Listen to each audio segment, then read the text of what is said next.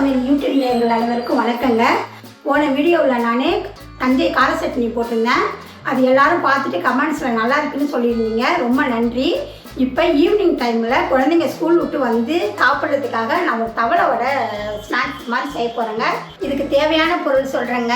இந்த டம்ளரால் ஒரு டம்ளர் அரிசிங்க, மீதி இதால் 3/4 டம்ளர் எல்லாம் உளுந்து, சிறுபருப்பு, துவரம் பருப்பு, கடலைப்பருப்பு, 5 காஞ்ச மிளகாய், மிளகு, ஜீரகம், தேங்காய் பல்லு இந்த மாதிரி செஞ்சு எடுத்து வச்சுக்கணுங்க. இதுக்கு தொட்டுக்கிறதுக்கு சட்னி, தேங்காய், முந்திரி பருப்பு, பச்சை மிளகாய், இதுக்கு தேவையான அளவு கருவேப்பிலை, 1 ஸ்பூன் அளவுக்கு பெருங்காயம். இந்த ஊற வச்ச ஐட்டம் எல்லாத்தையும் இப்போ நான் எடுத்து மிக்ஸி ஜாரில் போட்டு கொஞ்சம் குறப்பாக அரைச்சிக்க போகிறேங்க.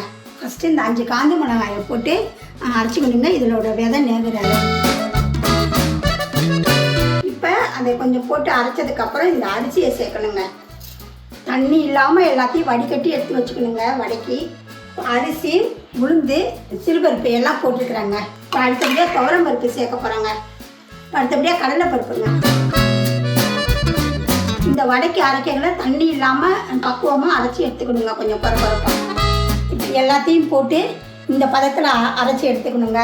அரைச்சி எடுத்துட்டதுக்கப்புறம் இதில் தேவையான அளவு உப்பு, கருவேப்பிலை, இந்த பருப்பெல்லாம் நறுக்கின இந்த தேங்காய், மிளகு, ஜீரகம் கொஞ்சம் இடித்து போடணுங்க. ரைட்டு, அப்போ தான் வாசனையாக இருக்கும். மிளகு முழுசாக இருந்ததுன்னா பசங்க வாயில் தெம்பட்டுதுன்னா சாப்பிட மாட்டாங்க உரைக்கும்னு சொல்லிட்டு. இப்போ இந்த மிளகு ஜீரகத்தை பதமான இதை நல்லா இடிச்சுக்கணுங்க. இதில் இந்த மிளகு ஜீரகம் இந்த மாதிரி 1-2 உடையிற ஸ்டேஜில் நம்ம போடணுங்க. தேவையான அளவு உப்பு சேர்க்க போகிறோங்க. இப்போ அடுத்தபடியாக பெருங்காயம், இப்போ ஒரு கொத்து கருவேப்பிலை, இந்த பல்லாக நறுக்கின தேங்காவையும் அதோட ஆட் பண்ணிடுங்க. இப்போ நான் இரும்பு எண்ணெய் சட்டி வச்சு நான் அதில் எண்ணெய் ஊற்றி சுட போகிறேங்க. இந்த இரும்பு எண்ணெய் சட்டி எதுக்கு வைக்கணும்னு சொன்னால், தவளை வடை சுடுறதுக்கு அந்த காலத்தில் வெங்கலத்தில் வச்சு செய்வாங்கங்க. அது நல்லா உருவி கொடுக்கும் அந்த வெங்கலத்தோட சூட்டில். நம்மளுக்கு இப்போ அந்த அளவுக்கு இல்லாததுனால நம்ம இந்த இரும்பு எண்ணெய் சட்டியில் வச்சோம்னா அந்த இரும்போட சூடு நல்லா வடை முருகிறதுக்கு நல்லா வாய்ப்பாக இருக்குங்க.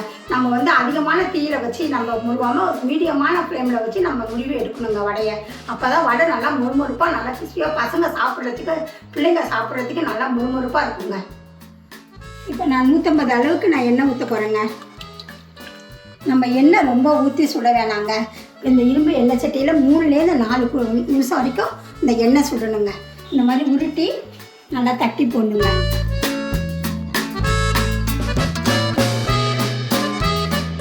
இந்த மாதிரி கலரில் வந்தது நம்ம இந்த தவளை வடையை எடுத்து வைக்கணுங்க.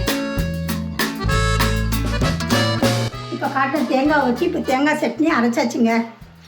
தவளை வடையும் சட்னி ரெடி ஆகிடுச்சிங்க. பிள்ளைங்க ஸ்கூல் விட்டு வந்தால் அவங்க இந்த சட்னியை தொட்டு சாப்பிட்டாங்கன்னா அவங்களுக்கு நல்லா இருக்குங்க. ஹெல்த்தியான ஃபுட்டும் கூட.